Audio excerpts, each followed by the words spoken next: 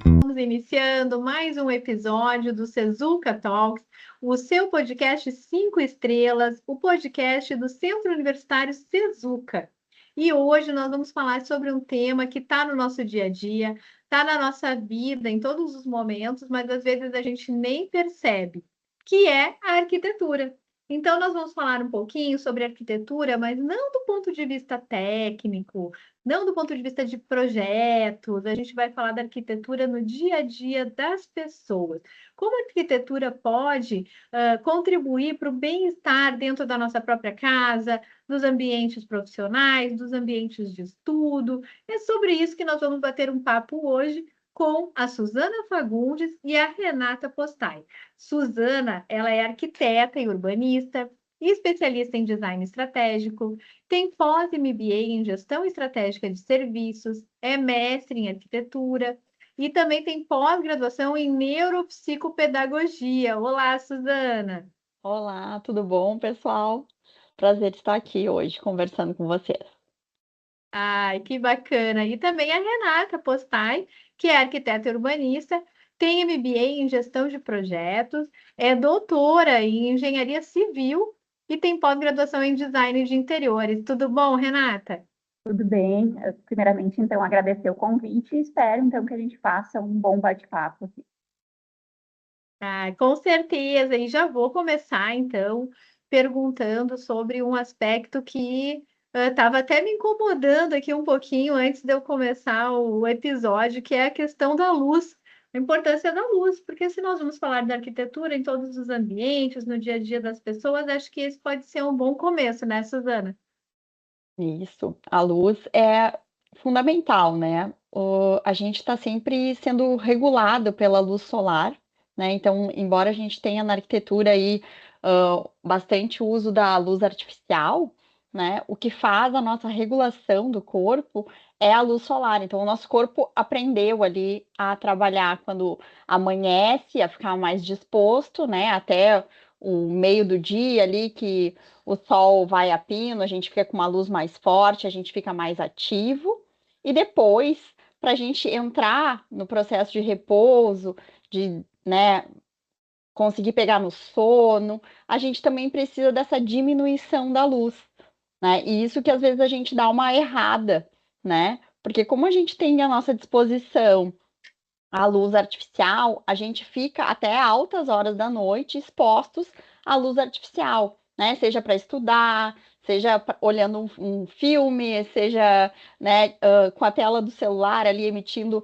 essa luz azul, que é uma luz mais parecida com o horário do meio-dia, que é uma luz mais clara, né? E isso acaba desregulando o nosso organismo. Então, assim, para a gente ter uma vida melhor, todo mundo já sabe que a gente precisa dormir bem, ter uma boa noite de sono, né? E um dos fatores que nos ajuda a conseguir relaxar, a pegar no sono, a ficar mais tranquilo, é essa passagem do tempo. É a gente sentir essa modificação da luz. Então, assim, ficar ao ar livre nos ajuda muito a regular, mas também, como tu falou ali, tu tava, antes de começar, tu estava um pouquinho incomodada ali com o sol que estava entrando, né? Então, assim, a gente também ficar exposto ali com uma janela, né? Enxergando o que está acontecendo na rua também é muito importante.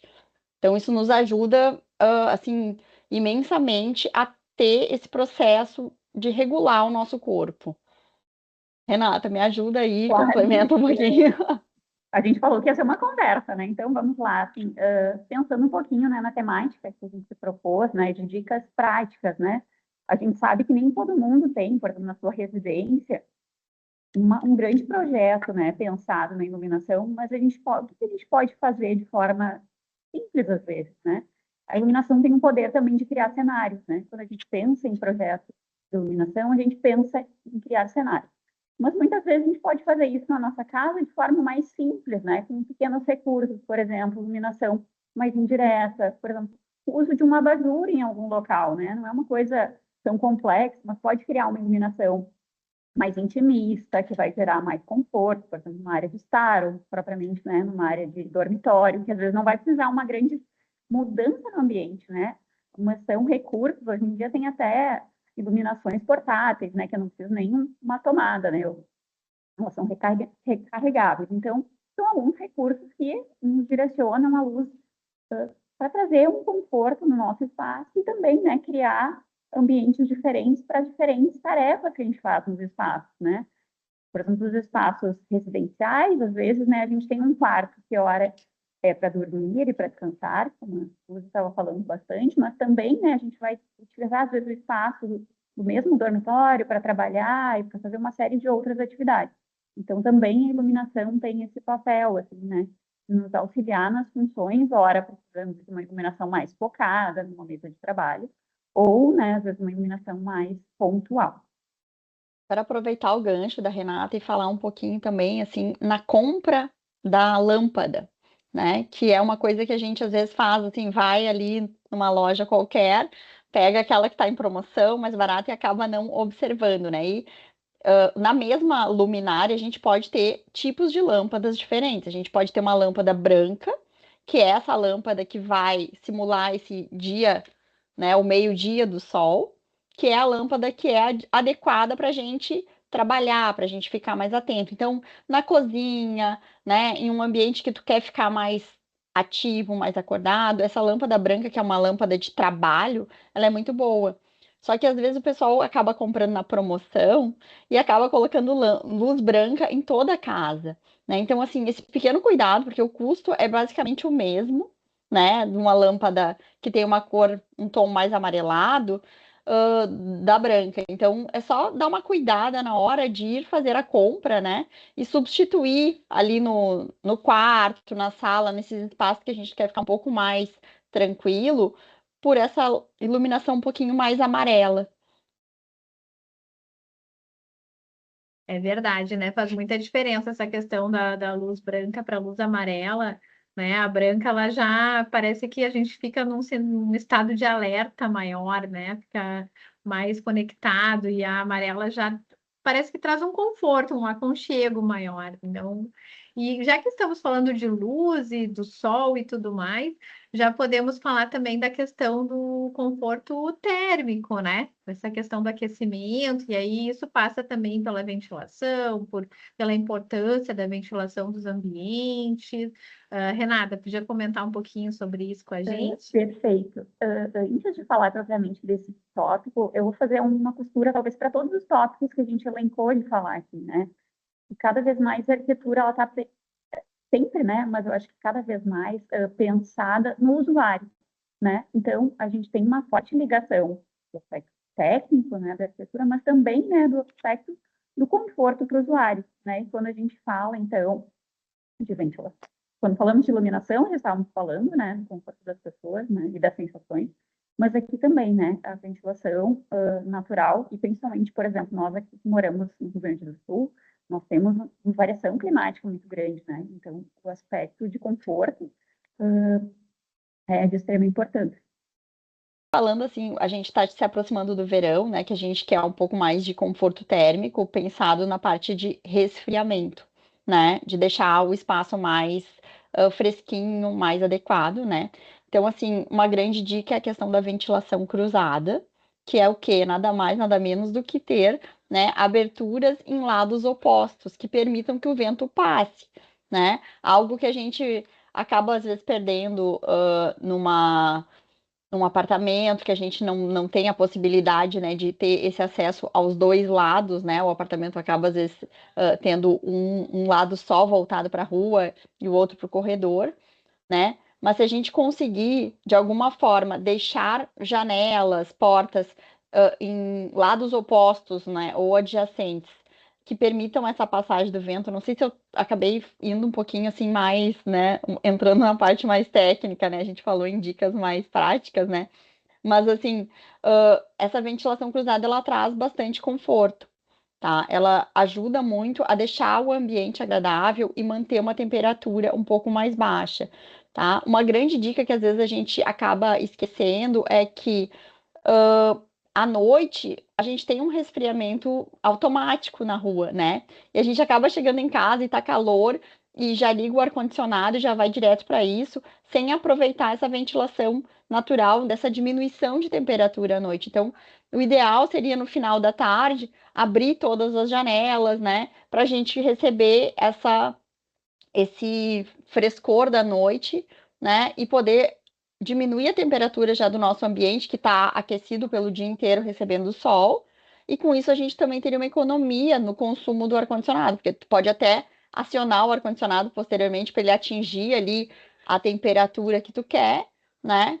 Mas já com um ambiente que já foi resfriado. A gente faz muito isso dentro do carro, né? A gente acaba esquecendo de fazer isso na nossa casa, né? No carro, quando a gente entra, que o carro tá 700 graus depois de ficar o dia inteiro no sol, a gente baixa os vidros, deixa essa ventilação natural fazer um certo serviço e depois a gente liga o ar-condicionado. Então, a gente poderia aplicar esse mesmo princípio na casa da gente, né? Abrindo mais as janelas, permitindo essa entrada, né, do frescor da noite, para depois, então, apenas manter com ar-condicionado, né? Ou às vezes nem precisa, né? Mas a gente acaba indo direto no automático, naquilo que é mais fácil. Chega, já liga o ar-condicionado, já está ali dentro do ambiente. Sei que também, né, muitas vezes, conforme o local que a gente mora, não é tão fácil assim, né? Daqui a pouco mora numa rua movimentada, que tem muito barulho, né? Daí a gente já puxa ali para o nosso próximo tópico, que é a questão da acústica, né? Então, as questões de conforto, elas são, né? A gente acaba estudando caixinhas, mas elas estão uma interligada na outra, né? A gente uma coisa depende da outra e uma coisa vai ter consequência na outra. Então, abrir toda a casa para ventilar pode trazer ruídos, né? Deixar tudo fechado, para não entrar o ruído pode aumentar o calor. Então, é uma balança que a gente precisa ir trabalhando. É um trade-off, né? São escolhas às vezes. E uma coisa que eu fiquei pensando que permeia tanto a questão da iluminação como a questão da ventilação, e é uma temática super atual, a questão da sustentabilidade, né? E da economia de energia. Então, eu tenho visto assim projetos na área da arquitetura que cada vez tem uma preocupação maior com isso, né? Também de não só trazer mais conforto, mas também evitar um Uhum. gasto excessivo em termos de energia. Sem dúvida, né? Na arquitetura, quando a gente trabalha, isso a gente fala muito em sala de aula, assim, quando a gente trabalha o projeto desde o início, a gente consegue ter grandes benefícios em relação à sustentabilidade. Então, eu consigo projetar direcionando aquela residência, prédio, né, para o sol, para o melhor sol, né, que evita um ganho excessivo de calor. Eu posso, né, priorizar essa ventilação cruzada, então projetar as janelas, portas de uma forma que vai melhorar essa questão da ventilação. Então, sempre que eu inicio um projeto, eu tenho mais possibilidades, né? E quando a gente está trabalhando com espaços já construídos, a gente tem também algumas soluções, mas às vezes elas são mais caras de ser implementadas, né? E às vezes a gente também tem algumas limitações do próprio projeto que já está ali executado, que não permite, né? Como eu falei ali, um prédio, né, de apartamentos que não foi pensada a ventilação cruzada, dificilmente tu vai conseguir fazer a implementação disso sem mexer lá no teu vizinho, né? Não é uma coisa que depende só do morador, né? Então, quando a gente começa do início, é mais fácil fazer um projeto adequado que tenha mais sustentabilidade, sem A dúvida. gente pode trazer de novo o exemplo, né, que ocorreu no início da gravação, ali, por exemplo, do sol incidindo diretamente, né, no usuário do ambiente, nesse caso, né, éramos nós aqui, digamos assim, né. O que acontece? Quando a gente se propõe ao projeto inicial, a gente tem soluções, né, em arquitetura que visam isso, né, otimizar as aberturas, pensar em estratégias do sol entrar para dentro dos ambientes, ou controle solar, né, mas assim como eu falar, né, que tem estratégias que a gente consegue fazer na fase do projeto e outras, então, que a gente consegue fazer mais, né, no ambiente em uso, por exemplo, com menos interferência. Um recurso também simples, muitas vezes, né, que talvez até foi o que tu utilizaste aqui, foi a questão das persianas, né, as persianas e cortinas internas também, né, tem um papel na parte estética, mas bastante na parte de conforto dos usuários internos, né, no momento que eu tenho uma persiana que me permite dosar esse sol que está entrando dentro do meu ambiente, né, que eu tenha uma permeabilidade de abrir um pouco mais, um pouco menos, né? Ou ela ser mais translúcida, tem persianas, por exemplo, de materiais diferentes na própria persiana, né? Que vai me permitir eu controlar esse sol internamente, né, no ambiente, sem essa interferência de voltar a uma fase de projeto maior propriamente dito. É verdade, porque daí não é nem 8 nem 80, tem possibilidades ali intermediárias, né? E em relação à questão acústica, também é uma preocupação, né? Já que estamos falando aí do dia a dia das pessoas, das residências e tudo mais, também tem, e as cidades estão cada vez mais ruidosas, né? Mais barulhentas. Como é que a gente pode ter algumas dicas em relação a isso? Com a própria persiana, que a Renata mencionou, que a gente tem um olhar mais dela como algo que protege do sol, né, que faz esse controle de iluminação, ela também atua muito na acústica, né, porque todos os materiais que são, vamos dizer assim, fofinhos, né, que são de tecidos, que a gente consegue olhar para eles, né, e perceber essa suavidade, eles também ajudam na absorção do som. Tá? Então, assim, gosto muito do exemplo da bolinha de ping-pong, para a gente ter uma noção em relação a isso.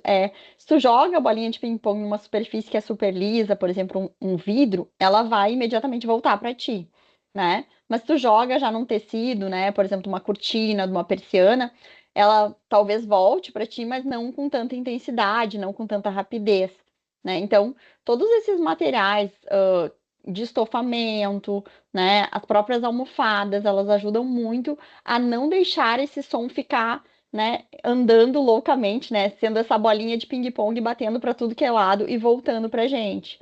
Então, esses materiais, eles ajudam a absorver esse som que está entrando, porque muitas vezes a gente não tem o controle de como esse som está vindo para a gente. É a rua que é movimentada, é um ônibus que está passando, né, é um vizinho que está fazendo ali algum ruído, né? Mas a gente consegue talvez diminuir essa propagação do som dentro do ambiente, né? Usando esses materiais mais fofinhos. Tapete também é um excelente, né? Para um excelente recurso para esse, esqueci a palavra agora, mas para esse fim, isso. Eu acho que a gente está meio sincronizado na fala, porque eu estava mesmo pensando no exemplo do tapete, né? Porque a gente, quando fala, por exemplo, em ruído, a gente tem os ruídos externos, né, que são inerentes às nossas cidades, mas também a problemática de quem mora em apartamento, por exemplo, né?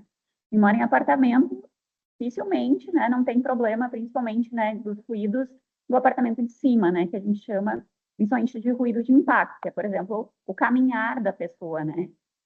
Então, rotina, todos esses elementos vão auxiliar, mas no ruído de impacto, propriamente dito, por exemplo, o tapete é um aliado bem importante, né? Então, claro, o tipo de revestimento do piso é importante, mas, né, às vezes, para minimizar um pouco esse impacto, por exemplo, o uso do tapete, né, em alguns ambientes vai auxiliar bastante nesse conforto, no aspecto acústico. Vou aproveitar que a gente está falando aqui com duas grandes especialistas da arquitetura e vou perguntar o que que significa um termo que anda aparecendo por aí, que é a neuroarquitetura. Explica aí para quem não é da área o que que significa isso. Acho que então eu posso começar brevemente, né? Primeiro é um termo que está circulando bastante, né? Redes sociais que ouvem falar bastante, né? Não só em neuroarquitetura, mas outras áreas, né, da ciência. Mas então, né, na neuroarquitetura propriamente dita, né, é aplicar a neurociência à arquitetura. Mas apesar, né, da gente ouvir falar bastante, parecer um termo bastante atual, né? A gente na arquitetura já estuda a questão do comportamento humano, né, relacionado aos espaços há bastante tempo, né? Mas a neuroarquitetura, efetivamente, com as questões de maior mensuração dos efeitos, né, da arquitetura no organismo humano, né, de poder mensurar, né, quais áreas do cérebro, por exemplo, estão sendo afetadas por melhorias do espaço, são áreas bastante recentes e áreas extremamente complexas, né, de estudo, porque são bastante multidisciplinares.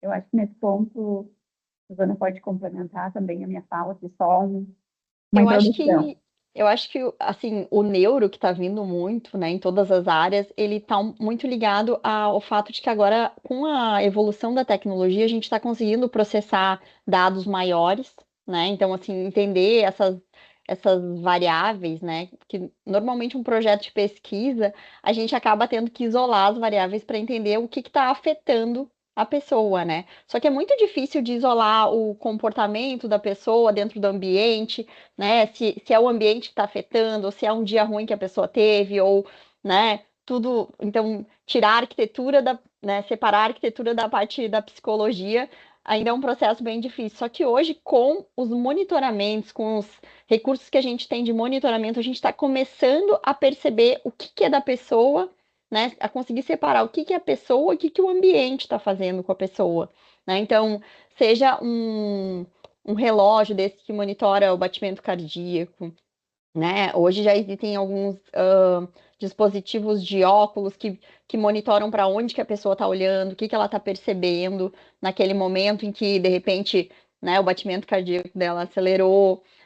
Então, a gente hoje começa a ter mais recursos para conseguir mensurar os efeitos da arquitetura nas pessoas. O que antes era muito assim empírico, de testar, a gente sente, né?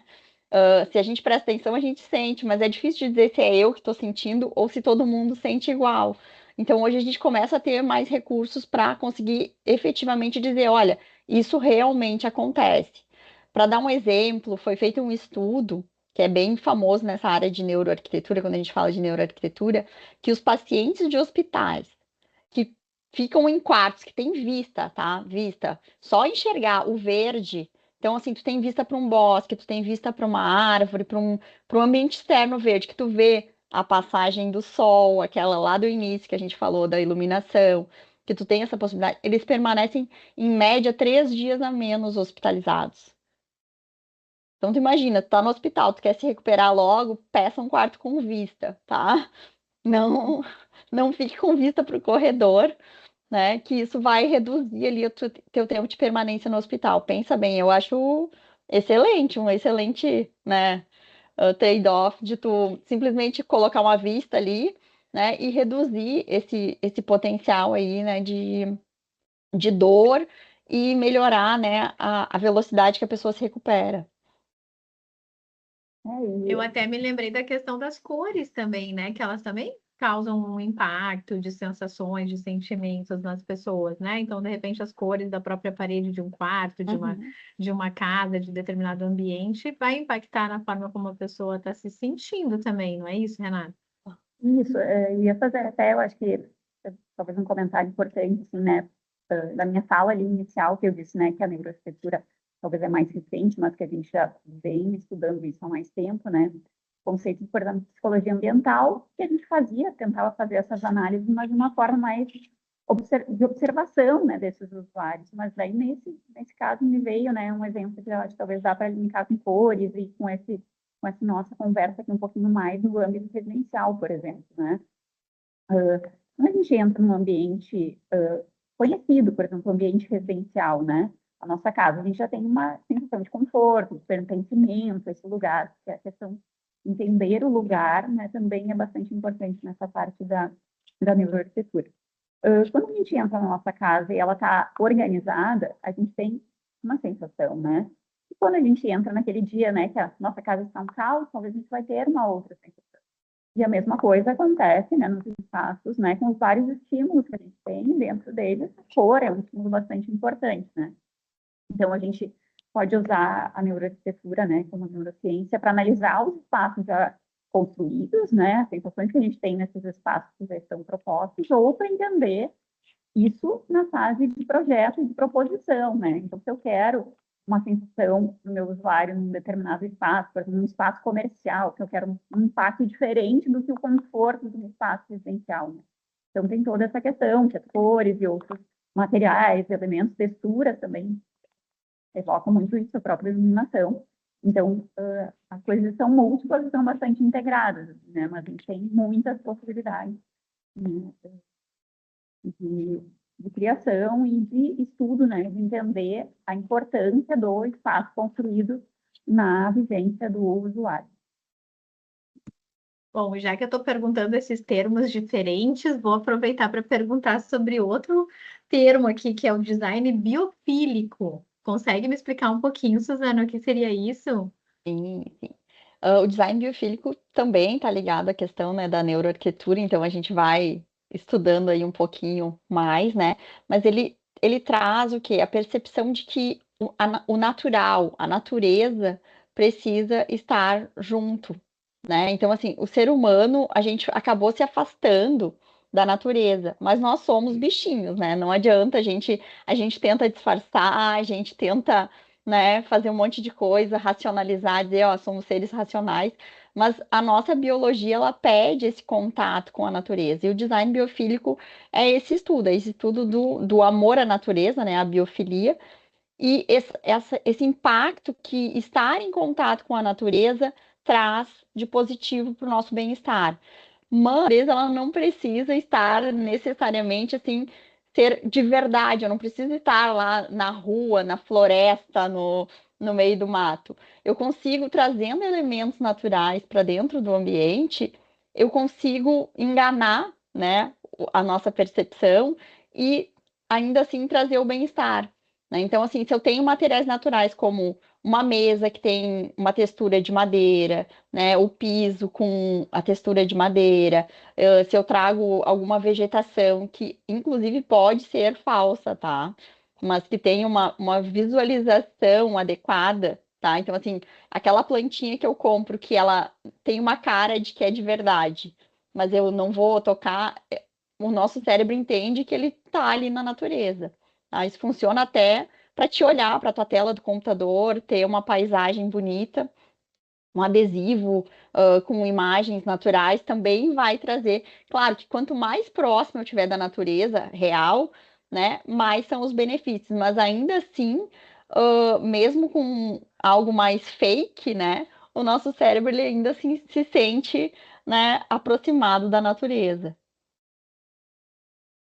Quer complementar, Renata? Me ajuda? Eu acho que, claro, a gente entende que a biofilia não é somente colocar, né, muitos vasos com vegetação dentro do nosso ambiente, é mais complexa disso, mas de qualquer forma, a dica, né, de trazermos vegetação, né, seja ela natural ou não, é um dos recursos, né, que a gente pode trazer para enriquecer os nossos ambientes, né, propriamente não só no ambiente residencial, mas até os ambientes corporativos hoje, né, estão investigando bastante isso, né, ter espaços onde tem essa relação diferente, né, com a natureza, no espaço interno também, né, traz um conforto, traz um relaxamento um pouco maior, e essa questão do pertencimento à natureza. Então, talvez a dica seria, né, não é o único recurso, não é simplificar o tema, mas, né, a vegetação no nosso ambiente de trabalho ou no ambiente residencial, ela é benéfica, né, para os usuários. E eu acho que complementando, assim, a gente falou ali um pouquinho de que as coisas, a gente estuda as coisas em caixinhas, mas elas acabam influenciando. Então, por exemplo, uma vegetação, ela vai trazer as questões do design biofílico, essa proximidade com a natureza, mas ela também é muito boa para acústica, por exemplo. Eu falei das coisas serem fofinhas, mas as plantas, como elas têm as folhinhas, cada uma direcionada para um lado, né? De novo, ali no exemplo da bolinha de ping-pong. Se eu jogo lá uma bolinha de ping-pong no arbusto, provavelmente o que vai acontecer? Ela vai sumir lá dentro daquele arbusto e a gente não vai achar ela, né? Então a planta ela também serve como um bom absorvente desses ruídos que estão no nosso espaço. E algumas têm até propriedades aí que nos ajudam a filtrar o ar, né? Então, trazem outros benefícios para além dessa questão, assim, da nossa percepção de contato com a natureza, né? A gente separa em caixinhas, mas no fim as coisas acabam todas misturadas. É interessante, né? Como que tudo se converge e acaba criando um alinhamento que pode trazer, né, um conforto maior. E aí eu até queria perguntar para você sobre a questão mais emocional disso, né? Porque tem um lado emocional dessa relação com os espaços. Renata, tu podia falar um pouquinho aí para gente sobre essas questões ligadas à arquitetura e às emoções? Perfeito, eu acho que, né, talvez introduzir a minha fala lá bem no início falando, né, da importância das pessoas, né, e quando a gente fala em pessoas, a gente trouxe várias questões mais técnicas, né, da relação com o ambiente construído, mas a gente tem pertencimento ao lugar e tem pertencimento à nossa história também, né, e aos nossos afetos, às nossas relações.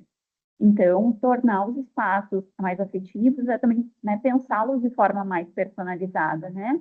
Às vezes, a gente vai ver dicas de decoração, né? Aí dizem, não, não está mais na moda usar, por exemplo, um porta-retrato nos ambientes, né?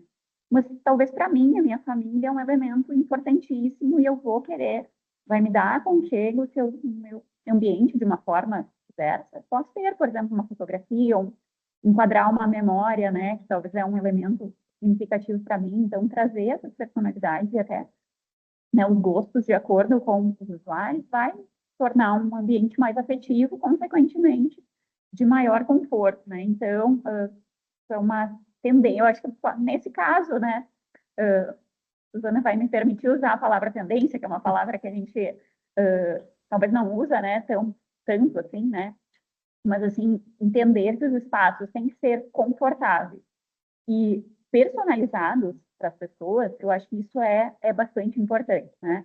Então, quando a gente fala no ambiente de trabalho, talvez ele, né, se for utilizado por muitas pessoas, ele talvez vai ser um ambiente mais meu. Mas quando a gente fala, por exemplo, no nosso ambiente, da nossa casa, né, é nossa casa, tem as pessoas, né, específicas que moram ali, então vai ter particularidades daquelas pessoas, um gosto particular, eu tenho uma coleção, tem pessoas que têm hobbies, né, eu tenho um hobby de colecionar alguma coisa, isso pode estar inserido na minha decoração ou na minha arquitetura, né, na minha composição de espaço, então isso vai trazer, novamente, utilizar a palavra pertencimento, né, pertencimento, afeto, história, memória, tudo isso está atrelado, né? A nossa essência, eu acho, do ser humano. Vão ter pessoas que vão querer mais isso e outras menos, né? Também é bastante objetivo e também está nessas áreas de estudo aí que a gente fala, né? A relação das pessoas talvez é diferente, mas são aspectos bastante importantes desses espaços. Eu acho que, assim, a casa da gente, ela é o nosso refúgio, né? Ela deve ser aquele lugar que, quando deu tudo errado durante o dia, a gente quer voltar para casa, né? E por isso a dica talvez seja assim, não olhar para o que a revista está dizendo, né? Agora nem tem mais revista, né? Olha só a minha idade. Mas para o Pinterest, né? Pro Instagram, não olhar para esse mundo exterior, porque as outras pessoas estão vivendo, né? E deixar a tua casa do teu jeito, daquele jeito que tu vai se sentir bem. Então, assim, a Renata falou do porta-retrato, eu vou me sentir bem chegando em casa, enxergando aquela foto, sei lá, das férias que a gente teve, né, em tal lugar. Traz uma boa memória, né, te conecta com a tua família, te conecta com um momento legal que ajuda a deixar para trás ali aquele dia que foi, né, estressante. Então, assim, a dica é sua casa, suas regras, né? Então, assim, não siga ali o que tem no Instagram, segue o que tu te sente bem, o teu gosto. E não somente nisso, assim, mas também até, às vezes, né, questões mais regionais fazem mais sentido para mim do que, né, questões globalizadas, né, talvez um nível, assim, de estilos ou tendências, por exemplo, né, então questões locais, materiais locais, né, de novo, vamos para essas questões de particularidades das pessoas, né, e questões de afeto, de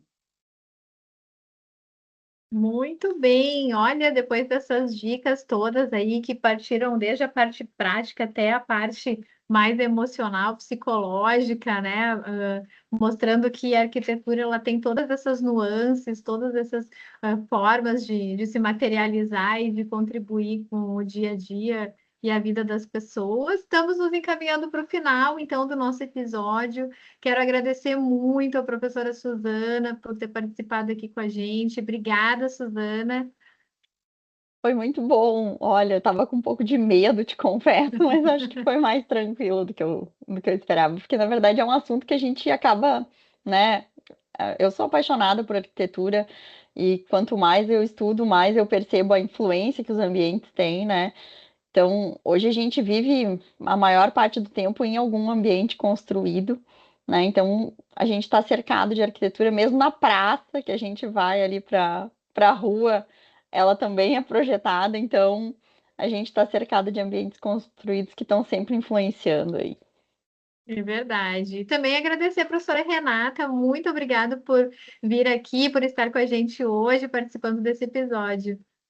Agradeço e eu acho que também sou uma apaixonada pela arquitetura, então, pela arquitetura, pelos espaços, pelas pessoas, pela sustentabilidade, e eu acho que, assim, se eu pudesse fazer uma fala final, a gente aqui tentou ser leve, falar brevemente, mas de apontar a importância, né, da arquitetura, que ela é uma área muito múltipla, né, e então eu acho que é isso, assim, que a gente tentou dar uma pincelada em vários temas de forma bem breve, né, mas das complexidades dessa área, né, a gente poderia também ter falado de espaço aberto, muitas outras coisas, né, mas então agradeço e espero ter contribuído um pouquinho.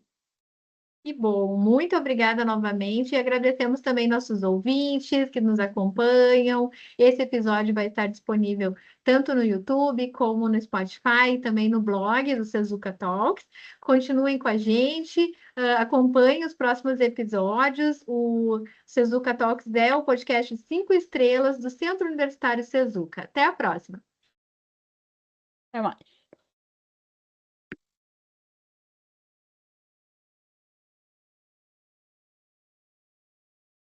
Muito bem.